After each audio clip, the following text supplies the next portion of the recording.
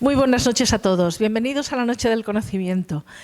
Esta noche tenemos a nuestro ponente más joven, que sigue siendo Brian, y nos va a hablar de un tema muy interesante del que no hemos hablado hasta ahora, y que se llama cladística, pero él nos va a explicar exactamente qué quiere decir todo eso. Básicamente vamos a hablar de animales. Bienvenido. Gracias. Vale. Gracias. Para que veáis que me lo he currado, yo he hecho un índice, ¿vale? Entonces... Hola, soy Brian. Parece que vamos bien, pero no. De hecho, no vamos bien y para demostrar que no vamos bien, os voy a tener que pedir que olvidéis todo lo que creéis que es acerca de la clasificación animal. A menos que ya sepáis de sistemática y cladística, en cuyo caso no sé por qué estáis aquí. ¿Vale? Olvidarlo todo. Es el punto, vosotros tranquilos, yo lo he adaptado, ¿vale? Vosotros tranquilos, yo nervioso en parte porque no estoy aquí ni siquiera por mí mismo. Yo he venido aquí porque estoy cansado de escuchar a personas que no saben de este tema desautorizarme, enseguida discutimos.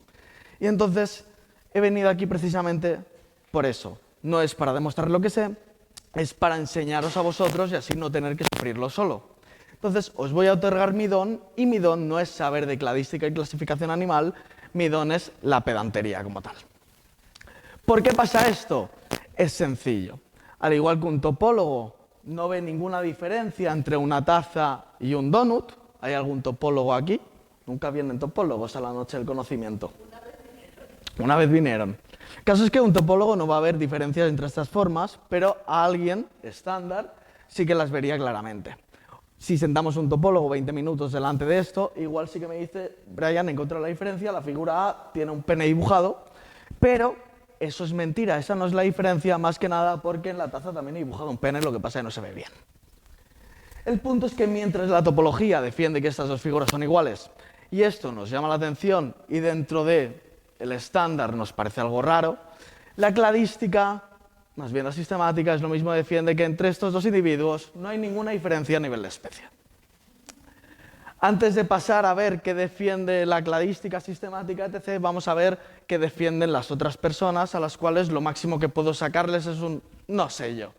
Las otras personas me han llegado a decir frases tales como el pingüino no es un ave, el pingüino es un animal. Yo no quiero decir nada, yo no veo risas, o sea, el voto de esta persona vale el mismo que el vuestro, yo no me reiría. También he visto frases como yo sé mucho de dinosaurios, me flipa Jurassic Park. Esto es un problema y es que hay ciertas personas que se piensan que las películas de Jurassic Park tienen la misma o mayor validez que un paper científico. Y aquí me voy a parar y me voy a poner serio un momento. Yo sé que no es lo que esperabais en una de mis conferencias, que me pusiera serio, pero tengo que parar. Y es que hace aproximadamente un mes, una persona que sube vídeos a YouTube sin ninguna formación dio un dato equivocado y una divulgadora científica le corrigió. A lo que este energúmeno, que es el equivalente humano al gotelé, mandó a sus fans a acosarla. Entonces, desde aquí quiero mandar un fuerte abrazo a Paleo Andrea y decirle a este tío que eres un imbécil completamente. También he escuchado la frase de el Homo sapiens viene del Homo neanderthalensis, la cual es completamente errónea. Mismo ejemplo se aplica para los que creen que el megalodón es el pariente del Carcharodon Carcharias y que el de Adon shoshonensis es el antepasado de sus escrofas, es decir, el jabalí. Esto está mal. Y aunque no se vea de forma muy nítida, en el megalodón esto no es un diente, es una almeja, porque el megalodón es una almeja. Esto es muy sencillo. Si quisiéramos referirnos a un tiburón gigante, tendríamos que hacerlo seguramente con Otodus megalodon. ¿Vale? Esto de referirnos como Otodus megalodon y no megalodon es muy sencillo, porque en los nombres comunes, en los animales, sencillamente tenemos una palabra para definirlo, y esto es un nombre común, gorila. Pero en los nombres científicos se aplican de otra forma, y es que los nombres científicos son binomiales y funcionan teniendo dos palabras, la primera la cual se escribe en mayúsculas y la segunda en minúsculas, además a ser posible en cursiva. La primera palabra hace referencia al género y en conjunto funcionan para definir a la especie. Muchas veces veremos información en la que nos dice que la segunda palabra se refiere a la especie, pero no sería del todo correcto porque depende del género. Tú no me puedes hablar, por ejemplo, de un animal llamado Gracilis como especie, porque me podrías estar hablando de Smilodon, de Conchoraptor o de Nyctosaurus, entre otras cosas. Y hasta aquí, por lo general, nos quedamos a la hora de clasificar y de nombrar a los animales. Sí que es cierto que hay mucha gente que es fan de un concepto aún más extremo, que son las subespecies. A mí, sinceramente, la subespecie me come los huevos.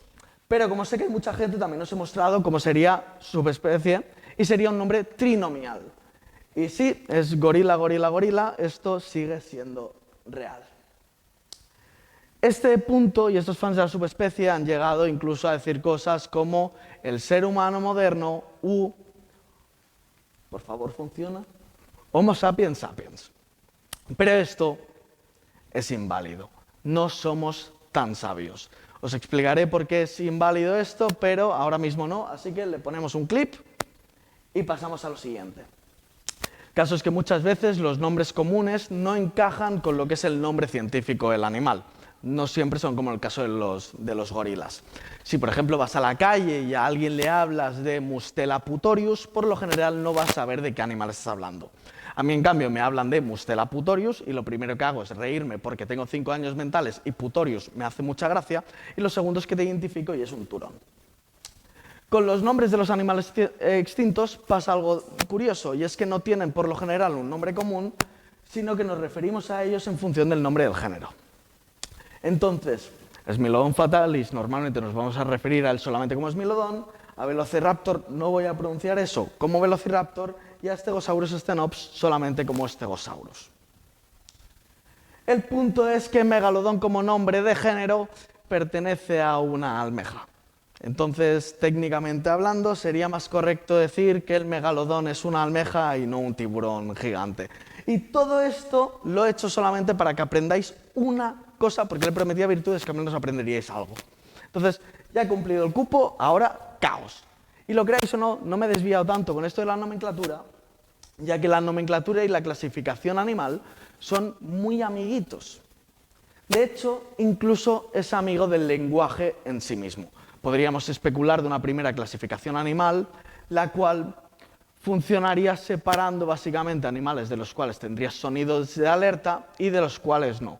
Podríamos decir que eso es una clasificación en base etológica y los clasifica en función de si te come o no te come.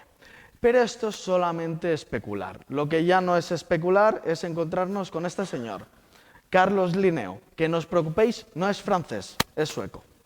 Carlos Linneo, su gran obra es Sistema Natural, la cual la publicó la primera edición en 1735, y es el libro donde se crea la taxonomía como tal y además la nomenclatura binomial. De hecho, es Carlos Linneo quien en 1758 nombra a nuestra especie como Homo sapiens.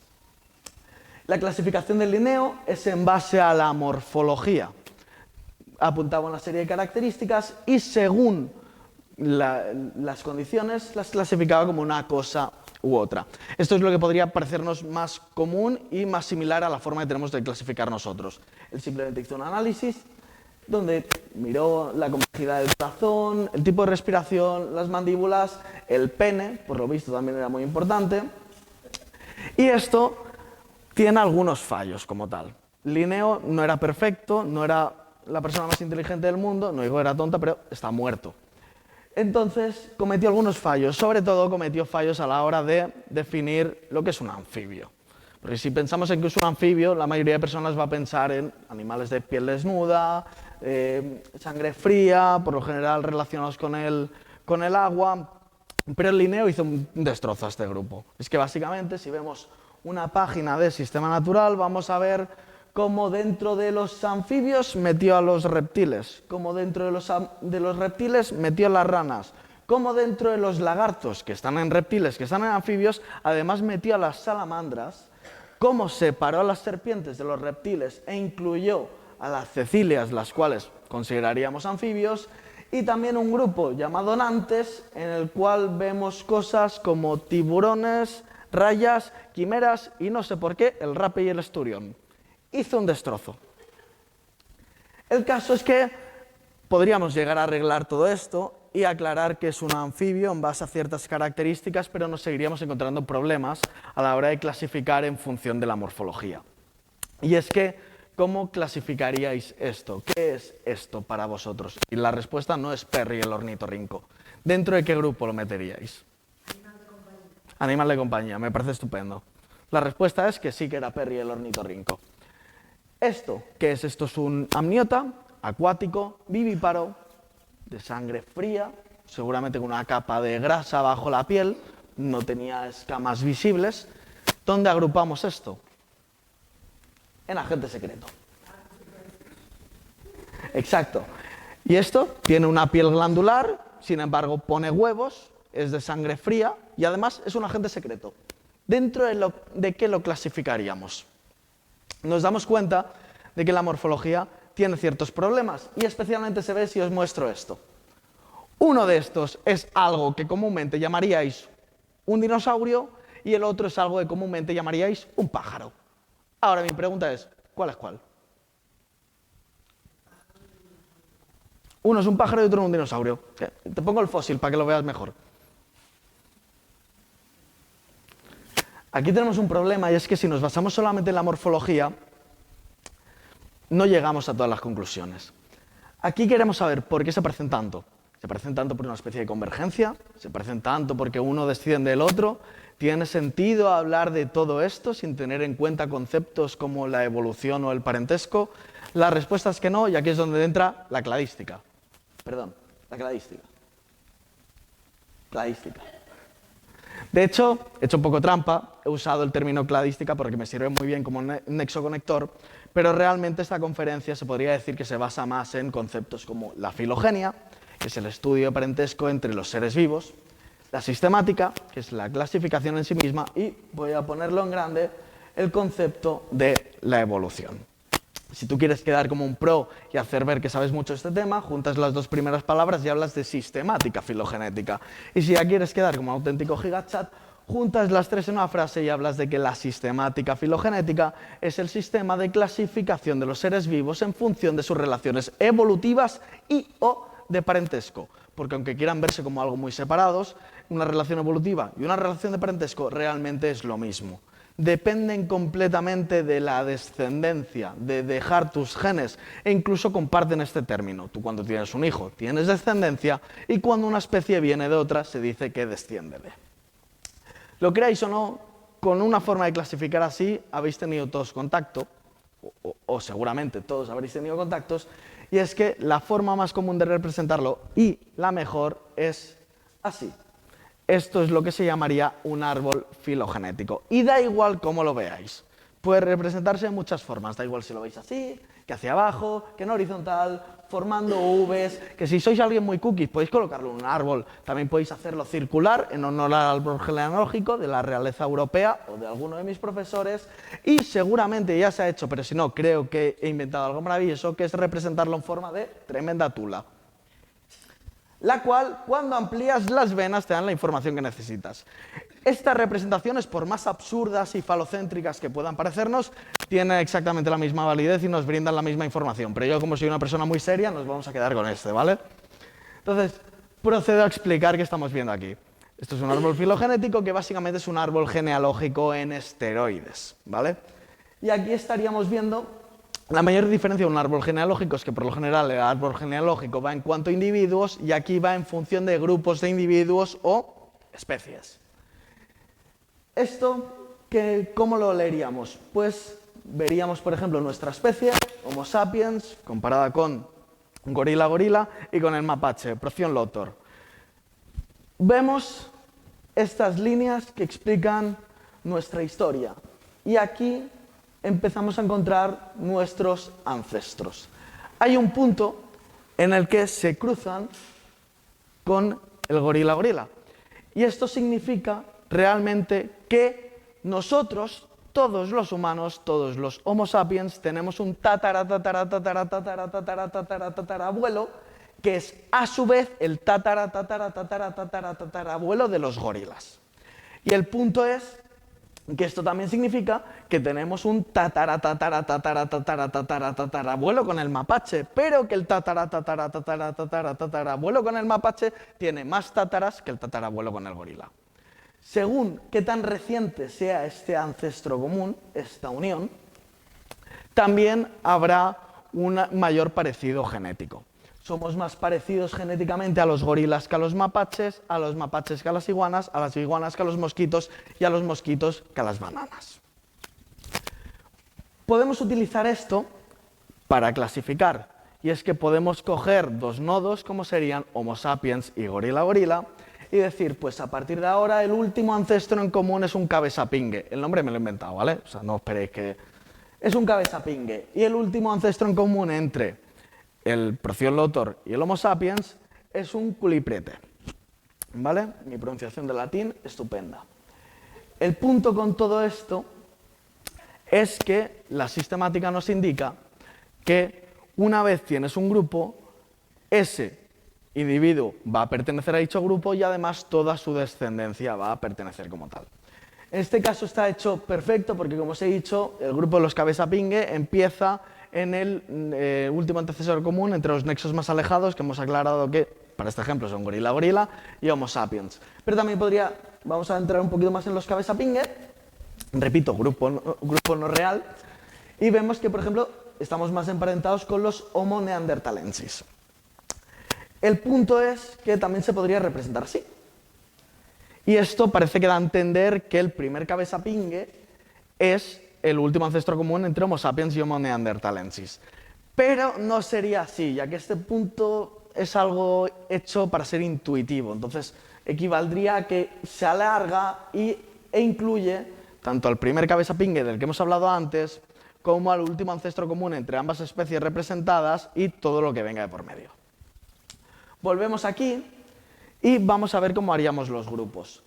Obviamente lo haríamos así y podríamos decir tranquilamente que el Homo sapiens es un cabezapingue y Procyon-Lotor es un culipriete. ¿Estamos de acuerdo en ello? Yo creo que... Espero que sí. Esto se supone es lo más básico. El punto de todo esto es que si hemos dicho que un grupo lo define el paciente cero y toda su descendencia, los cabezapingue son descendientes de los culipriete, es decir, que también son culipriete. Entonces el Homo sapiens es tanto un cabezapingue como un culipriete. Esto se conoce como adscripción filogenética y es ir heredando los nombres de los grupos a los que perteneces hasta llegar al dominio. Entonces, podríamos coger, por ejemplo, al gorila y al Procyon-Lotor y agruparlo en un grupo llamado Penetiare. Nombre, repito, no existe. Pues lo cierto es que no. Pero cosas así es lo que se suelen ver y lo que suele creer la mayoría de la gente.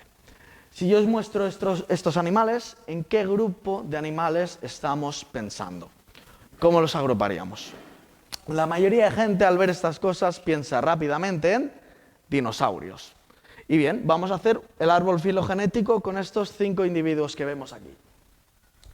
Vale, he marcado 3 puntos. Uno de ellos va a equivaler a el orden dinosauria. Y vamos a jugar un poco. Que me levanten la mano los que crean que voy a poner dinosauria en el punto naranja. Por favor. Vale. Que me levanten la mano. Si estás viendo esto en YouTube, también puedes comentarlo, ¿eh? No vale cambiarlo luego. ¿Quién lo pondría en el morado? Vale, perfecto. ¿Y quién lo pondría en el verde? Vale. Quien no se ha mojado no ha fallado, pero tampoco ha acertado. ¡Viva la mediocridad! El punto es que dinosauria está en el lila. ¿Y qué pasa con esto? Pues que lo que hemos hablado de que un grupo natural y monofilético, que es lo único aceptado, contiene al paciente cero y todos sus descendientes, lo que convierte a todos estos en dinosaurios. Entonces vemos como, por ejemplo, los pterosaurios, los que llaman muchas veces dinosaurios voladores, no son dinosaurios, y esto es una cotorra argentina, es un dinosaurio. Es tan sencillo como eso. Muchas veces se escucha la frase de las aves descienden de los dinosaurios, pero no son dinosaurios. Ahora ya sabéis qué hacer cuando os encontréis con alguien que diga eso, le pegáis muy fuerte, en la cabeza, de mi parte. Por si tenéis curiosidad, los otros nombres que podrían encajar en estos grupos son estos. Si yo os muestro... Perdón, el clip. ¿Por qué somos Homo sapiens y no Homo sapiens sapiens? Esto es muy sencillo. Como digo, el nombre Homo sapiens fue acuñado en 1758 y varios años después se descubrió a Homo neanderthalensis y se le definió así. El punto es que hace algo más de 100 años vino alguien que creo que era alemán y además teólogo, así que muy bien no le funcionaría, y dijo básicamente que el Homo neanderthalensis ya no era una especie, sino que debía ser una subespecie de Homo sapiens. Entonces, como pasó a ser Homo sapiens neanderthalensis, nosotros también necesitábamos un nombre trinomial. Pero esto no llegó a nada. Entonces, en ningún momento hemos sido Homo sapiens sapiens hasta que algún día se descubra una subespecie de nuestra especie. Pero como de momento no la hay y Homo neanderthalensis es una especie en sí misma, seguimos conservando el nombre binomial y seguimos siendo Homo sapiens a secas. Que nadie te diga el ser humano moderno u Homo sapiens sapiens. Está patinando. Vale, entonces, con lo que os he dicho ya sois capaces de clasificar esto. Tenemos arcosaurios, testudines, esfenodontios, esquamata. Mejor pongo fotos, ¿no? Para que sepamos de qué estoy hablando. Vale, tenemos aquí el primer representante, un fitosaurio, el animal favorito de absolutamente nadie, así es. Un cocodrilo, una tortuga que diremos que está bostezando y no la hemos pillado en mitad del acto coital, una tuátara, una iguana y una serpiente. ¿Vale? ¿A qué grupo puedo hacer referencia si yo os muestro esto? ¿Reptiles? ¿Reptiles? Pues no. Y es que no os habéis dado cuenta de algo. Voy a poner una lupa marcando una parte importante de esto donde, para nada, he vuelto a camuflar un pene. Arcosauria. ¿Qué es esto? Esto no sé. Pero lo hemos visto antes. Arcosauria está aquí. De hecho, por si venía algún TikToker, he puesto una flecha roja marcándolo. El punto es que entonces, esto que ahora había representado así, podría coger al fitosaurio y cambiarlo tranquilamente por una cotorra argentina. ¿Esto lo seguiríais llamando reptiles? No. ¿Qué hemos dicho? Los únicos grupos válidos son los que incluyen al paciente cero y todos sus descendientes. Entonces, ha habido que buscar otro nombre y el nombre es Saurópsida, que es el que incluya muchas cosas que consideraríamos reptiles y además a las aves. Lo de excluir una de las ramas del árbol filogenético de un grupo es crear un grupo llamado parafilético y no es válido. Esto también pasa con los crustáceos y es que crustáceo como tal es un término que no es válido o por lo menos no lo será dentro de un tiempo seguramente por análisis moleculares. Y es que si hacemos el árbol filogenético de los crustáceos y marcamos todo lo que consideramos crustáceos, nos damos cuenta que estamos ignorando una rama, que es la rama de los hexápodos, donde entre otras cosas entran los insectos. Vamos a ver otro grupo. Vale, aquí tenemos un león, un esmilodón, un gato y un tigre. ¿De qué grupo estamos hablando? Más específico que mamífero. Felinos. Vale, vamos a ver. Aquí he camuflado la palabra felino.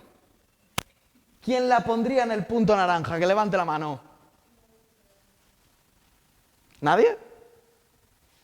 ¿Quién la pondría en el punto lila? Yo, aunque no me conozcáis, hay algo que debéis saber de mí. Soy un hijo de puta, no está en ninguno de los otros puntos.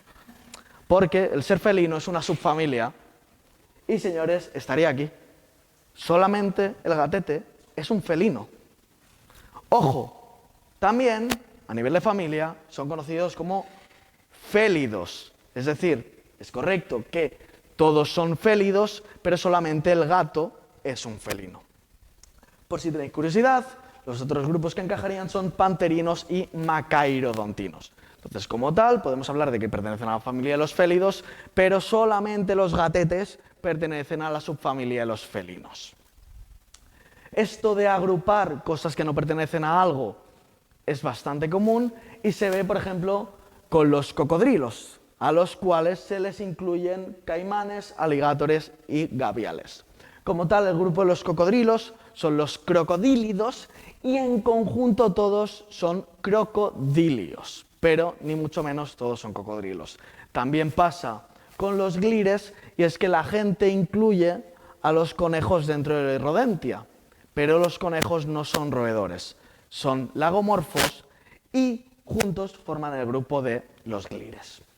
Y también, esto es más curioso, pero sé de alguien aquí que lo hace, que es introducir a pinípedos y dugongos y manatíes dentro del orden Cetacea. Estos animales ya lo que tienen en común es que son amniotas marinos, pero el punto es que están muy poco emparentados. Todos son mamíferos, pero si nos ponemos a ver los árboles filogenéticos nos daríamos cuenta de que los cetáceos son ungulados artiodáctilos, es decir, que están más emparentados con una jirafa o con una vaca que con cualquiera de estos dos.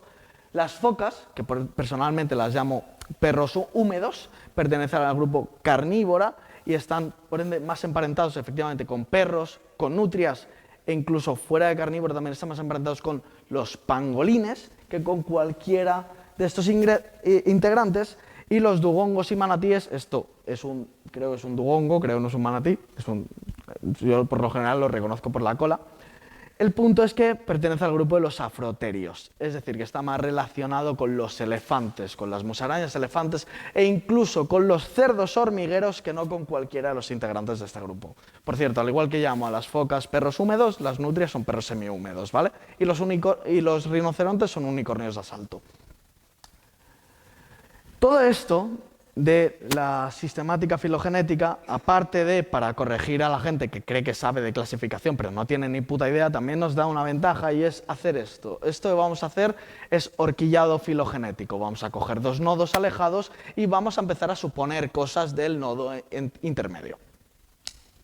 Vemos a Homo sapiens, vemos al mapache, ¿vale? Deducimos cosas en comunes, buscamos caracteres homólogos. Muchas veces el carácter homólogo es definido como aquella característica la cual comparte una estructura pero se diferencia en función.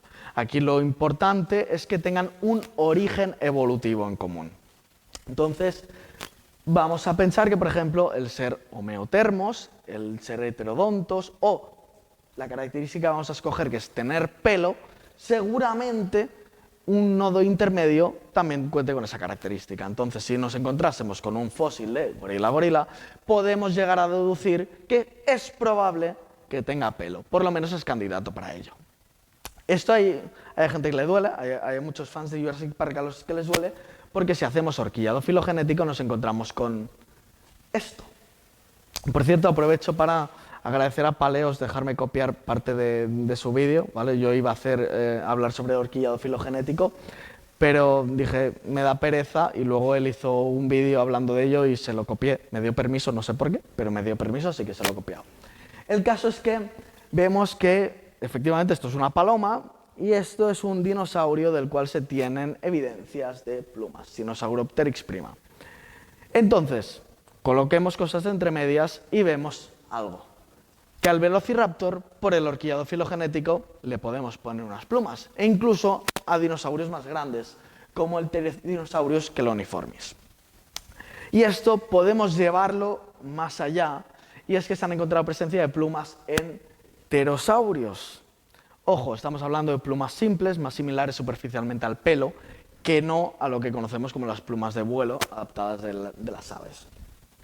Entonces, si hiciéramos esto y hacemos el horquillado filogenético, podemos sospechar que efectivamente no solamente el Velociraptor podría tener plumas, sino que el T-Rex podría tener plumas, que el Stegosaurus podría tener plumas, que el Enkenguillermoid, que es un ave, podría tener plumas perfectamente, y que incluso Styracosaurus podría tener plumas. Todos son sospechosos de tenerlas. Es una de las ventajas de clasificar en base a un árbol filogenético.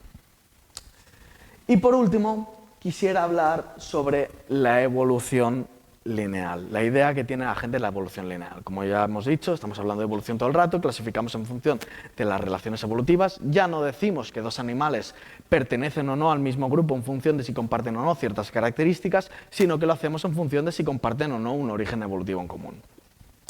La gente suele ver a la evolución como algo muy lineal, la cual partimos de mi polla con peluca, digo de Luca, y da a los peces, de los peces da a los anfibios, de los anfibios a los reptiles y ya los reptiles derivan en aves y mamíferos.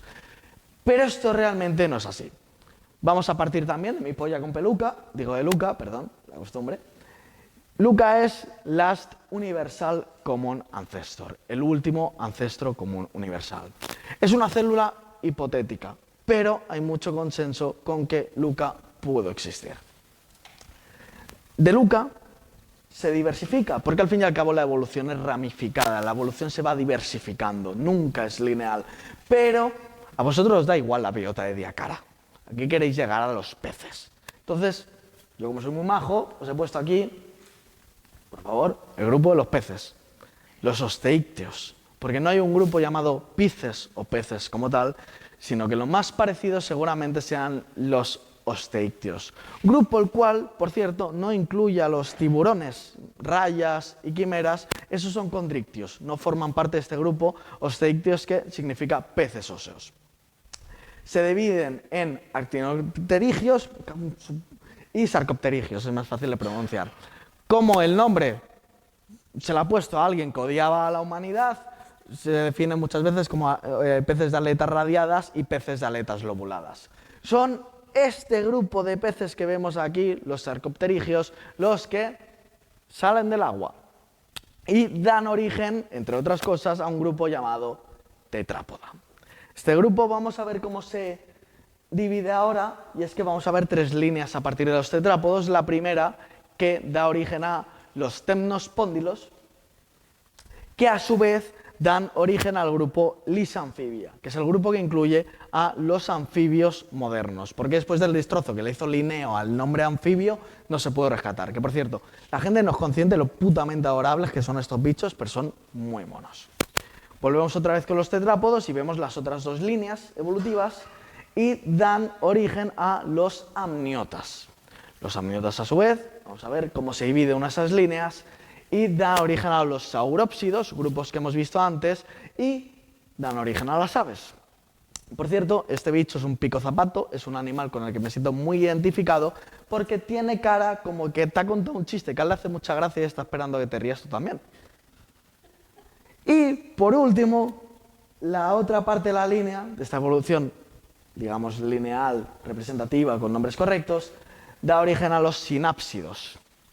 Y son los sinápsidos los que dan origen a los mamíferos. Y estaremos todos de acuerdo que dentro de los mamíferos estamos nosotros. Entonces, por la adscripción filogenética, nosotros, como humanos, como Homo sapiens, somos, por supuesto, mamíferos. Somos, por supuesto, sinápsidos. Somos, por supuesto, amniotas.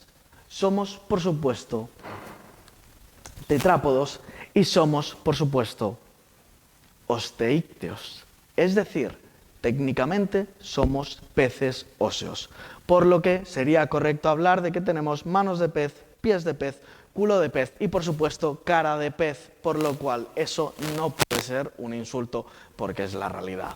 Con este pez tan bonito, yo lo dejaría por aquí. Recordar que una mentira repetida muchas veces no se convierte en más verdad, que las opiniones no son hechos y no todas merecen respeto, y espero que desde aquí salgáis un poquito más sabios, pero sobre todo mucho, mucho más pedantes. Muchas gracias.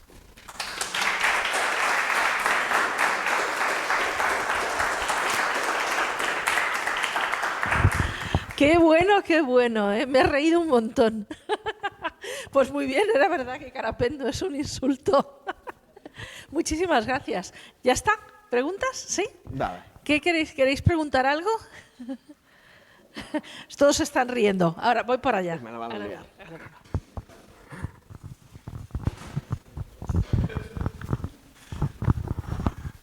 Brian, pregunto para ti que me la he apuntado ahora, ¿vale? Si venimos de los invertebrados, ¿por qué no somos invertebrados? Vale. Si bajamos más desde este grupo de osteícteos, llegamos a un grupo llamado vertebrata, en el cual estamos incluidos. Y asociamos todo lo que esté por delante de vertebrata como grupos de vertebrados, y todo lo que esté, pues podemos asociarlo como grupos de invertebrados. Pero como tal, no hay ningún grupo que se llame invertebrata, por ende no heredamos el nombre de ese grupo. Utilizamos invertebrata simplemente para referirnos a animales que no pertenezcan a vertebrata, al igual que, por ejemplo, se utiliza anamniota para referirse a animales que no sean amniotas, pero no es un grupo por sí mismo. Buena pregunta, ¿eh? Tengo una pregunta sobre el tema. Bueno, se dice que los verdaderos Homo sapiens son los africanos y que los europeos y occidentales somos híbridos de neandertales y sapiens. ¿Es correcto? Tiene parte de veracidad. El caso es que tenemos, aquí no veo ninguna persona muy negra, entonces voy a deducir que todos tenemos ADN neandertal dentro. Aproximadamente entre un 1 y un 4%. Pero eso no nos convierte en híbridos. Un híbrido es cuando de dos especies se cruzan y se forma una tercera especie. El hecho de que nosotros tengamos un porcentaje de ADN neandertal no nos convierte en híbridos, sino en Homo sapiens que han sufrido una mezcla genética. Entonces, como tal, nosotros seguimos siendo Homo sapiens tan válido como cualquier otro, y de hecho se sabe que los humanos del África subsahariana, aunque no tengan mucho ADN neandertal, sí que tienen en torno al 0,3%, sí que es cierto que han podido sufrir ese cruzamiento y esa mezcla genética con otras especies del género Homo. Pero como tal, la mayor diferencia, por lo que no somos híbridos como tal, es porque seguimos perteneciendo a la especie Homo sapiens. ¿Más preguntas? Sí, voy para allá. Paso por aquí. Bueno, una pregunta para confirmar. ¿Lo que distingue a una especie de otra es la posibilidad de tener descendencia fértil? No. Ah, vale, eso era otra duda. Esta es una pregunta muy jodida, ¿vale? De hecho, aquí estaba avisadas un par de personas de que esa es la pregunta que no quería que me hicieran porque no es muy satisfactoria de contestar. La creencia esa es en base a un libro, el cual solamente se basa en zoología, es decir, solamente funcionaría con animales, no con plantas. Y hablaba de que efectivamente dos especies no podrían tener una descendencia fértil. Y pone como ejemplo la mula. Pero entre especies diferentes sí que puede haber una descendencia fértil. Por ejemplo, el hecho de que nosotros tengamos ADN de Homo neandertal indica que efectivamente ha habido híbridos entre nosotros, lo que pasa es que seguimos siendo Homo sapiens. Y el punto es que incluso la mula puede tener descendencia, o sea, puede ser fértil como tal. Lo que define una especie como tal es muy ambiguo. Hay muchas definiciones de especie. Hay especie paleontológica, hay especie fenotípica, hay especie genotípica, hay especie temporal incluso. Lo que define una especie no es un concepto universal, sino lo que más se adecue a la disciplina que estamos dando. Entonces, en paleontología se van a basar más por una descripción de qué es una especie paleontológica. El único concepto que comparten todas estas descripciones de especie es que una especie es un grupo de individuos que comparten ciertas características. Podría ser sexual, fenotípica, genotípica, pero la escala de grises está ahí. Además de que si pasamos en transición, muchas veces se decía, claro, tú llegas a un punto en el que no podrías reproducirte con la especie anterior, pero mi antepasado igual sí se reproduce con esa especie anterior y yo también con mi antepasado. Esto es muy turbio, pero el incesto ha existido, a saco. Entonces, la barrera que define una especie es la escala de grises. Tenemos multitud de definiciones y nos ajustamos a la que más necesitemos en cada momento. ¿Más preguntas? ¿No? ¿Quieres preguntar algo? Sí, ha quedado muy claro. ¿Nadie quiere preguntar algo más? ¿Nadie? Ha sido interesante lo de los dinosaurios. Ahora sí, estamos todos pensando ahora que seguro que después nos saldrán montones de dudas, ¿no? Pero bueno, estaremos por aquí. Dejarlo en comentarios de YouTube y yo me pasaré y responderé. Y en Instagram. Ah, sí, estamos transmitiendo simultáneamente por Instagram.